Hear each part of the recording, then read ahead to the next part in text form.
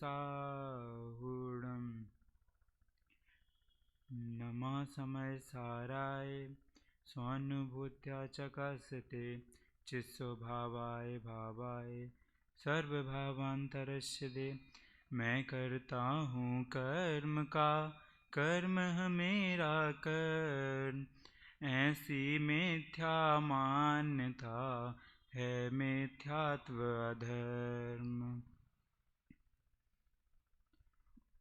समय सार जी, कर्ता कर्म अधिकार, जो हमारी कल चर्चा चल रही थी जिस पर कि जो आत्मा है वह कैसे ज्ञानी होकर यहाँ पर प्रकाशमान हो रही है, अर्थात कैसे कि पूर्व गाथाओं में क्या बताया था कि वह जो आत्मा है वह किस प्रकार अज्ञानता से सहित है और ज्ञानी कैसे बन सकती है, और उसने ऐसा किया क्या कि उसको ज्ञानी की उपमा मिल गई। तो वह सभी बात इस गाथा में बता रहे हैं कि क्या कहते हैं कि कथ आत्मा ज्ञानी भूतो लक्षत इति चेत, अर्थात वह जो ज्ञानी आत्मा है जो हो गया है तो वह कैसे हुआ है, उसे कैसे जाने। तो यदि ऐसा कोई पूछे तो क्या कहना है कि जो ये गाथा है क्या कम्मस्य यह परिणामम नो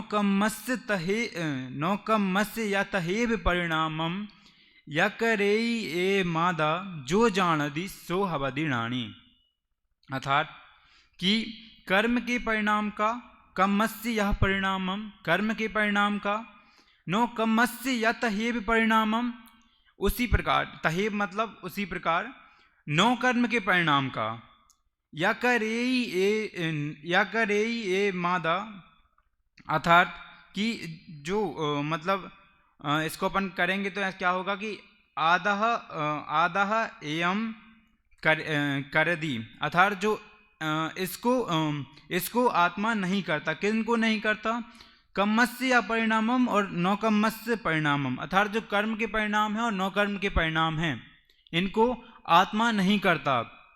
कौन सा आत्मा नहीं करता? जो जानादि सो नानी हवदी, अर्थात जो जानता है वह जो आत्मा है वह क्या नहीं करता, जो कर्म और नौकर्म के परिणाम हैं उनको नहीं करता। तो क्या करता है कि उनके कर्म और नौकर्म के ना करते हुए जो अपने परिणाम हैं वो उन्हें करता है। उनका करता तो है, क्यों? क्योंकि वो अपने परिणामों का करता, वहाँ पे ये नहीं लिखा कि अपने परिणामों करता नहीं है, अपने परिणामों का करता है, पर अन्य जो परिणाम हैं, पर जो परिणाम हैं, जो पुद्गल के परिणाम हैं उनको वो नहीं करता। जैसे क्रोध आदि परिणाम हैं उनका कर्ता कौन नहीं है? वह आत्मा नहीं है। राग आदि अर्थात मैं नहीं हूँ, जो राग आदि परिणाम है उनका कर्ता कौन नहीं है? मैं नहीं हूँ। तो मैं सिर्फ उनको जानता हूँ, उनके ज्ञान का कर्ता मैं हूँ कि मैं उनका ज्ञान कर रहा हूँ, पर वो ज्ञान किसका है? वो ज्ञान मेरा है, इसलिए मैं अपने ज्ञान का करता हूँ, ना कि उन पदार्थों का करता हूँ। इस प्रकार कुछ इसमें बात है। और जब हम इन पंक्तियों को देखते हैं तो हमें सामान्यतः निमित्त और उपादान की बात भी याद आती है कि इन पंक्तियों में क्या बता रहे हैं कि क्या निमित्त है, क्या उपादान है। ये लास्ट तक अपन जब पहुँचेंगे तो उसमें क्लियर हो जाएगा। और जब तक इतनी सारी बीच में निश्चय व्यवहार भी बाकी भी बातें आएंगी। क्यों? क्योंकि जब वो अपन ज्ञानी बोल रहे हैं तो ज्ञानी है, जानता किसको है? जानता स्वयं के ज्ञान से ही सबको है, पर कर्म के परिणाम और नौकर्म के परिणाम को किस प्रकार नहीं जानता और किस प्रकार जानता है, वो बात हम बताएंगे कि क्या कहना चाहते हैं वहाँ पे। तो सबसे पहले जो आत्मा इस कर्म के परिणाम को तथा नौकर्म के परिणाम को करता नहीं है, मात्र जानता है, वो ज्ञानी है। दादा ने स्पष्ट शब्दों में लिखा हुआ है कि ज्ञानी की यहाँ पे चर्चा किसकी चल रही है? पूरे 75 नंबर गाथा में इसी की बात है कि वो ज्ञानी हुआ तो हुआ कैसे, उसकी प्रक्रिया क्या है, अगर यहाँ तक पहुँचा है वह तो क्या सब करके पहुँचा है और क्या नहीं। फिर कर्ता कर्म अधिकार है, इसीलिए यहाँ पे बता रहे हैं कि जो कर्म व नौकर्म के परिणाम को करता नहीं है, मात्र जानता है, तो वो ज्ञानी है। पर अज्ञानी कैसे होगा? जब उनको कर्ता मानेगा, जब कर्म के परिणाम को और नौकर्म के परिणाम को जब वो कर्ता मानेगा, जब वो अज्ञानी होगा। उस अज्ञानता को पार करते हुए जब वो यहाँ तक पहुँचा है तो क्या बोलते हैं हम? तब उसे हम ज्ञानी बोलते हैं। और जब उसकी समाप्ति हो जाती है, किसकी? उस कर्तृत्व भाव की समाप्ति हो जाती है कि हमारे अंदर जो कर्तृत्व भाव थे उसकी समाप्ति होने से हम ज्ञानी हो जाते हैं। ऐसे 19वीं गाथा में भी जब तक क्या बताया है कि जब तक यह आत्मा कर्म और नौकर्म में अहंकार, एकत्व, ममत्व रखेगा तब तक अज्ञानी रहेगा। और यहाँ तक कि कर्म और नौकर्म में कर्तृत्व बुद्धि नहीं रखेगा तो वो ज्ञानी होगा। ये 19वीं गाथा में है। और वही सेम बात, क्योंकि वहाँ पे भी ज्ञानी की चर्चा आई हुई है कि किस प्रकार से वो ज्ञानी हैं, आत्मा जो है वो किस प्रकार से ज्ञानी है। वही बात इस गाथा में आई हुई है कि वो ज्ञानी कैसे है, तो उससे भी रिलेट किया है कि वहाँ पे दिया गया था, क्योंकि 19वीं गाथा पुण्य पाप अधिकार, तो उसमें क्या दिया गया था कि अहंकार, एकत्व और ममत्व अगर वो रखेगा किसी चीज़ से तो वो अज्ञानी होगा। और यहाँ पे भी वही बात कह रहे हैं कि वो सिर्फ अपने आप को जानता है, वो अन्य से किसी भी प्रकार का ना अहंकार, ना एकत्व, ना ममत्व रखता है, वो सिर्फ अपने से रखता है। कौन? वह ज्ञान, वह आत्मा हमारी जो है वो सिर्फ अपने आप से कांटेक्ट रखती है, अन्य से नहीं। हम बोल देते हैं तो जो बोलते हैं वो भी आगे आएगा कि वो बोल रहे हैं कि वो भी व्यवहार से बोल देते हैं, पर व्यवहार से भी उसमें भी फिर आगे भेद बताए हैं, तो वो आपको आगे ही बता दूंगा। अज्ञानी और ज्ञानी को परिभाषित करते हुए दोनों ही गाथाओं में कर्म और नौकर्म की बात समानता से कही गई है, क्योंकि यहाँ पे भी क्या कही गई है कि कर्म और नौकर्म क्या हैं, कि नौकर्म और कर्म, यहाँ पे भी वही बात है और यहाँ पे भी वही जो 19वीं गाथा थी उसमें भी यही बात, दोनों में ये चीज़ तो कॉमन है कि कर्म और नौकर्म के परिणामों में किसी प्रकार का कुछ भी हस्तक्षेप नहीं होना, या फिर किसी भी प्रकार का कोई मोह राग देश नहीं होना। वो बात वहाँ पे भी थी और यहाँ पे भी है। तो हमें सबसे पहले समझना है कि कर्म और नौकर्म क्या हैं। तो कर्म क्या है? कर्म में जब अपन बोलेंगे तो ऐसा नहीं है कि उसमें अपन को द्रव्य कर्म अकेला लेना है या फिर भाव कर्म अकेला लेना है, नहीं। कर्म बोला है तो वहाँ पे दोनों कर्म लेने हैं, द्रव्य कर्म और भाव कर्म।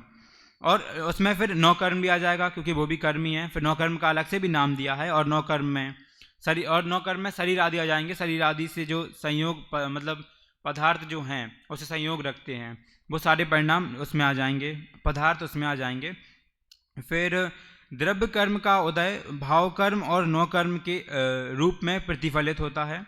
जो द्रव्य कर्म का उदय है वह भाव कर्म और नौकर्म रूप में परिवर्तित होता है। उसके आगे बताया है कि आत्मा में उत्पन्न होने वाले मोह राग देश के भावों में द्रव्य कर्म का निमित्त मतलब उदय निमित्त है। जैसे कोई भी अपन को मोह राग देश किसी वस्तु से हुआ या फिर किसी पदार्थ से हुआ तो उसमें क्या कह रहे हैं, द्रव्य कर्म इन्वॉल्व है। फिर आगे यही कह रहे हैं कि जब भाव कर्म भी हम करते हैं उनमें भी ये चीज़ें कॉमन होती हैं। फिर हम नौकर्म भी हमारे संयोग आदि जो हैं वो मिलते हैं। फिर हम उनमें फिर ऐसी मोह राग देश वाली परिणाम करके तो वो एक चीज़ को तीनों चीज़ में घटा दिया कि द्रव्य कर्म जो है वो तीनों में घट रहा है आराम से, क्योंकि उन्होंने सबसे पहले बाहर वस्तुओं में तो अपना मोह राग देश हो जाएगा तो नौकर्म हो गया। और फिर किसी भी प्रकार से मोह राग देश के भावों से जो द्रव्य कर्म का उदय आया तो वो क्या है, द्रव्य कर्म तो है ही।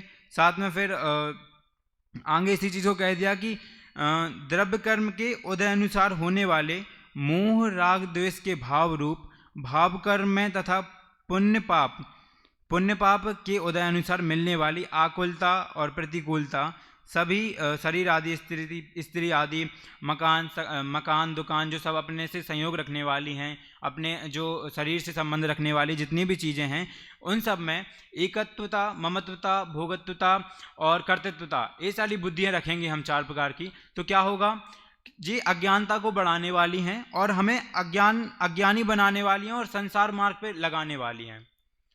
हमें इन तीनों के परिणाम को छोड़ना है।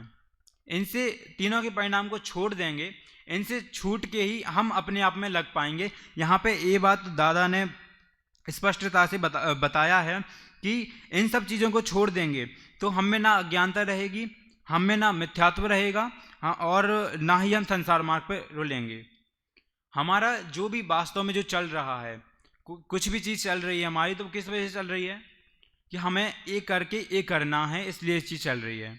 ठीक है, जब हम उसमें कोई चीज़ अपना अहंकार, मतलब मैं करूँगा या फिर मैं ही कर सकता हूँ ये सब काम, फिर ममत्वता कि ये तो मेरा है ही, अब तो मैं कर ही लूँगा, मतलब ऐसे जो भी भाव आ रहे हैं, जो मेरेपन के भाव आ रहे हैं, वो सब क्या है, संसार मार्ग को बढ़ाने वाले हैं। दादा ने यहाँ पे स्पष्टता से लिखा है।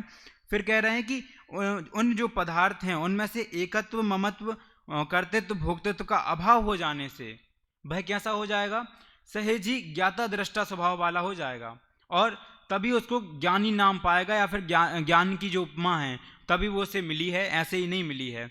तो यहाँ पे जो कथ आत्मा ज्ञानी भूतो लक्षित इति चेत जो बता रहे थे, किस लिए, अगर कोई ऐसा पूछे तो क्या कह देना, तो उसको ये बात कह देना क्या कि जो भी व्यक्ति इनसे संपर्क रखता है, किन चार प्रकार की बुद्धियों से, तो वो अज्ञानी हैं। जो उनसे रहित जो भाव हैं, अर्थात सहज जो ज्ञाता दृष्टा वाले भाव हैं, जो उनसे रखता है वो क्या, वो सम्यक्त्वी जीव है और मोक्ष मार्ग में बढ़ने वाला है, मुक्ति मार्ग का प्रकाशक है। इस प्रकार का दादाजी ने यहाँ पे बिल्कुल समझाया है।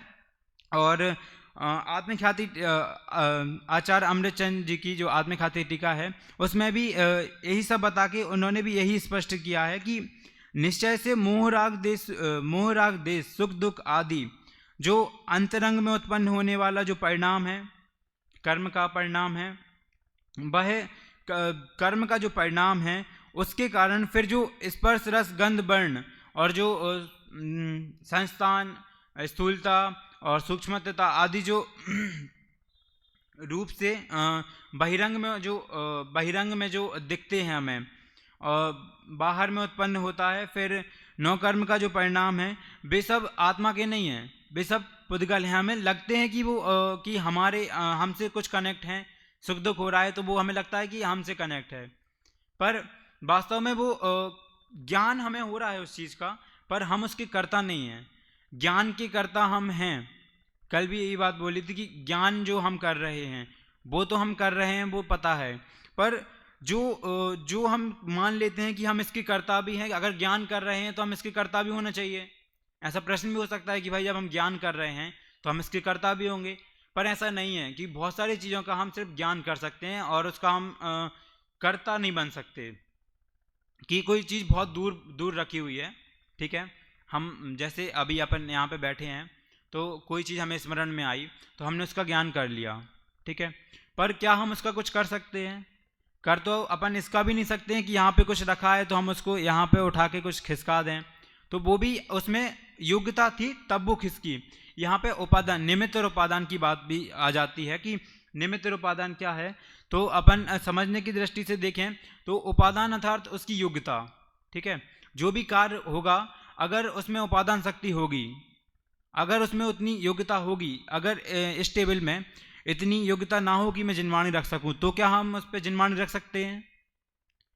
तो उसके लिए उतनी उपादान शक्ति चाहिए। और निमित्त तो है ही, क्योंकि जब हमें इन चीज़ों का नाश करना पड़ेगा, निमित्त और उपादान का, तो सबसे पहले क्या याद रखने पड़ेगा, मतलब नाश तो नहीं होगा पर हमें जब ज्ञान करना पड़ेगा तो क्या करना पड़ेगा, हमें इन सब का ज्ञान करने के लिए मैं निमित्त हूँ, इतना याद रखो कि मैं निमित्त हूँ। कोई भी कार्य मैंने किया, संसार का जो भी कार्य किया उसमें मैं निमित्त हूँ। और उपादान क्या, अगर कोई सामने है व्यक्ति तो अपन उस पर डाल सकते हैं, व्यवहार से बोल सकते हैं कि एक कार्य तुमने किया है, मैंने नहीं किया है, अपन ऐसा कुछ बोल के अपन अपने से कर्तृत्व हटा के और उस पर भी ना डालते हुए जो मध्य में जो सीमा है अपन उसमें आ सकते हैं आराम से कि ना तो मैंने किया है ना वो कर रहा है। क्यों? क्योंकि हम करने वाले तो हैं नहीं, इसलिए इस प्रकार यहाँ पे कहा गया है पुद्गल द्रव्य स्वतंत्र है, व्यापक है, इसलिए वह अपने परिणामों करता है,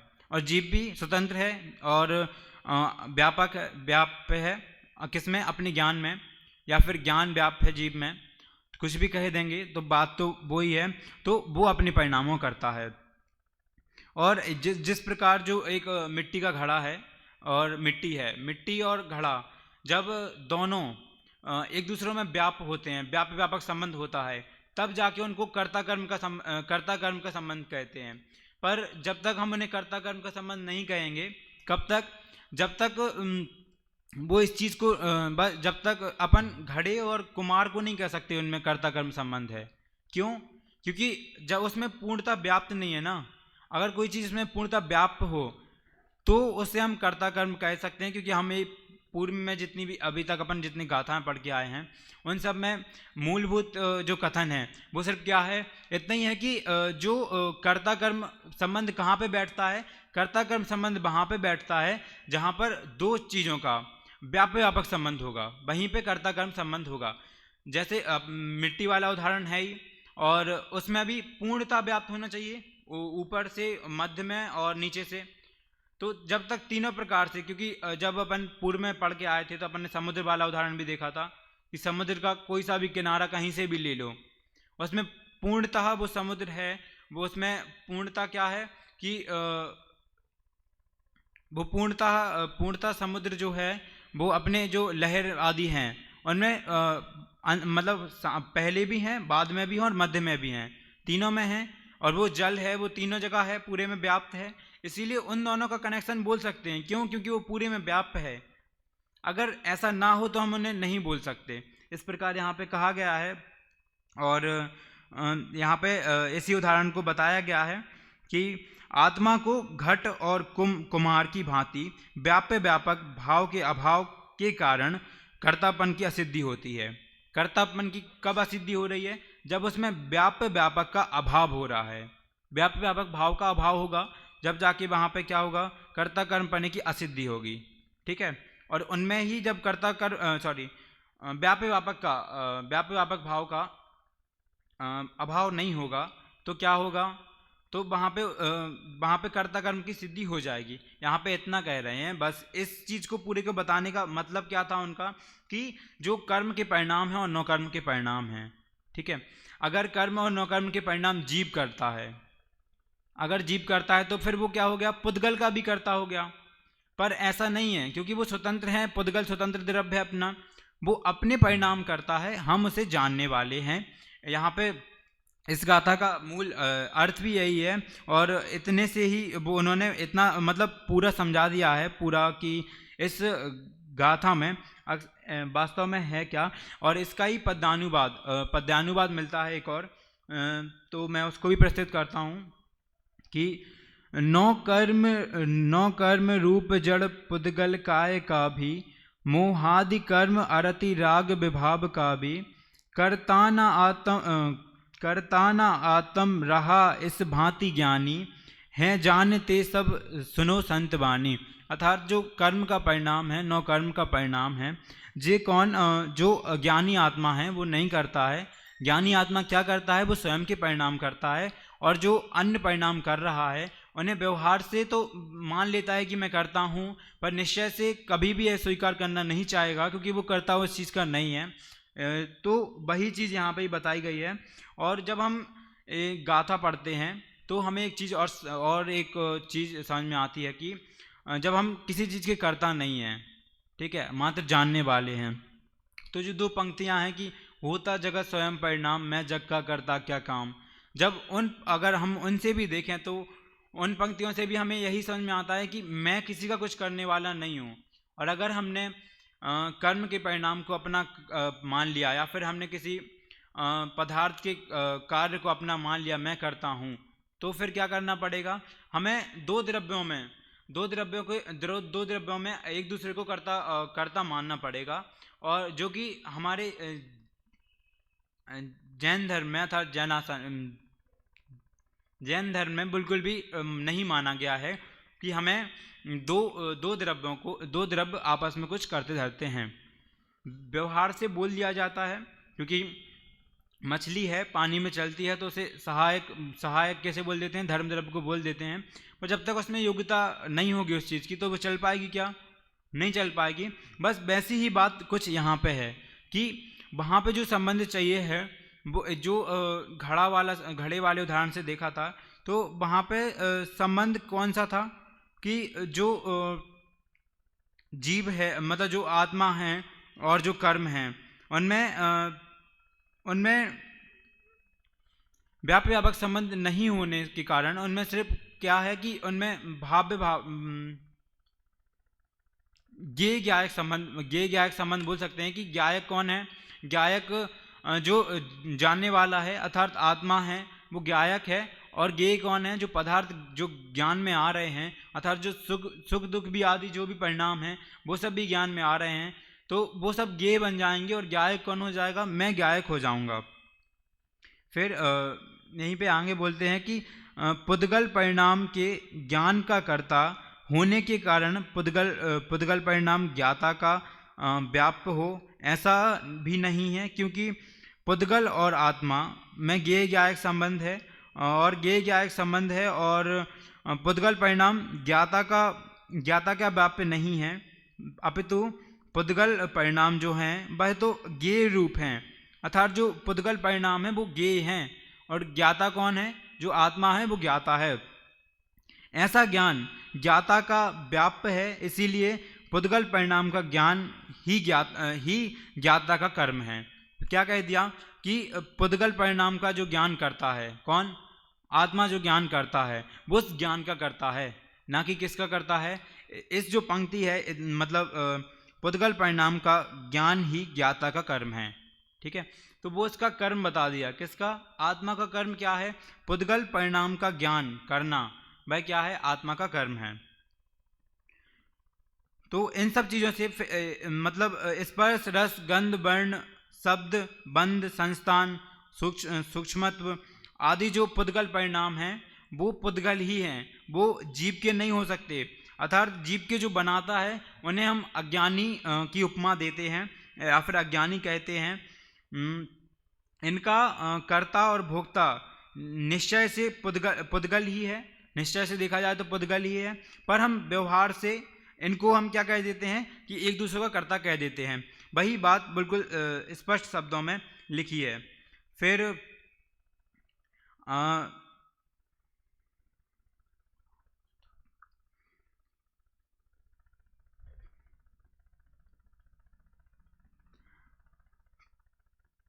और इससे हमें मतलब इस चीज़ की भी सिद्धि होती है कि कर्म के परिणाम को और नौकर्म के परिणाम को जो नहीं करता है अर्थात जो नहीं कर रहा है वो कैसा हो गया? वो तो आनंदमय हो ही गया। क्यों? क्योंकि देखो हमारे परिणाम तो है नहीं तो हम क्यों करें, पर वहाँ पे ऐसा भी नहीं कहा कि तुम नहीं करो। क्यों? क्योंकि वो भी क्या है? वो भी करने मतलब ज्ञान करना तो आवश्यक है, उनका ज्ञान नहीं होगा तो फिर उस चीज़ की सिद्धि अपन नहीं कर पाएंगे कहीं भी। तो ज्ञान करने का मना नहीं है, पर उसे कर्ता मान लेना वो गलत बताया है।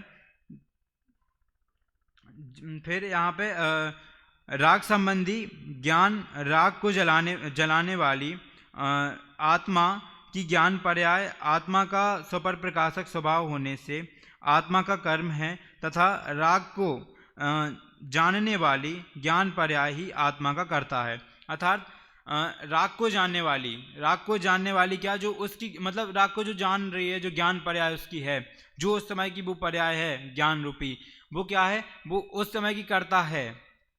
कैसी करता है? कि उसे जानने वाली मतलब जान तो रहे हैं ना, जानने के तो हम करता हैं, उसे तो हम असिद्ध नहीं कर सकते क्योंकि हमारा स्वभाव जानना है, तो उसकी असिद्धि नहीं है। पर जो वो पुद्गल अर्थात जो पुद्गल जो भाव हैं उनके जो कर्ता हैं वो पुद्गल के अलावा मात्र पुद्गल के अलावा कोई नहीं हो सकता, कि अगर पुद्गल के अलावा कोई और उसका काम कर ले तो ऐसा नहीं है। जिस परद्रव्य या परभाव का ज्ञान होता है वह परद्रव्य या परभाव आत्मा का कर्म नहीं हो सकता, बल्कि परद्रव्य परभाव का ज्ञान आत्मा का कर्म है। यहाँ पे जो ऊपर बात कही थी ना कि पुद्गल परिणाम का ज्ञान जो कर रहा है अर्थात जो ज्ञानी कर रहा है, वह जो ज्ञान कर रहा है वही उसका कर्म है। वहाँ पे भी बोला था और यहाँ पे भी सेम बात यही कर रहे हैं कि जिस परद्रव्य या परभाव का ज्ञान होता है, वह परद्रव्य या परभाव आत्मा का कर्म नहीं हो सकता, बल्कि उस परद्रव्य परभाव का ज्ञान, ज्ञान शब्द से क्या बोल दिया कि आत्मा का कर्म है, ज्ञान लगा के बोल सकते हैं। अगर हम ज्ञान का शब्द नहीं लगा होगा वहाँ पे, और उसका फिर वहाँ पे क्या हो जाता है, कर्तृत्व मतलब कर्ता वाली बात हो जाती है, और ज्ञान लगा देंगे तो उसमें क्या हो जाएगा, उसमें जो जानने वाली बात है वो जानने वाली बात को ही हम रखेंगे, ना कि हम कर्ता वाली बात को रखेंगे। तो हमें भी इस गाथा से यही मतलब गाथा से नहीं, पूरे समय सार जिससे यही सीख मिलती है कि हमें किसी भी प्रकार से किसी भी चीज़ में इतना संबंध मतलब मोह राग देश रूपी संबंध और जो कर्ता कर्म आदि जो चार बुद्धियां हैं किसी भी पर्टिकुलर वस्तु में रखेंगे हम, तो वो हमारे लिए अहितकारी हैं, संसार मार्गी हैं और हमें यहीं पर रुलाने वाली हैं। इस गाथा से और पूरे समय सार जी से यही निष्कर्ष निकलता है, और हम भी अपना कल्याण करें इसी बात को समझ के।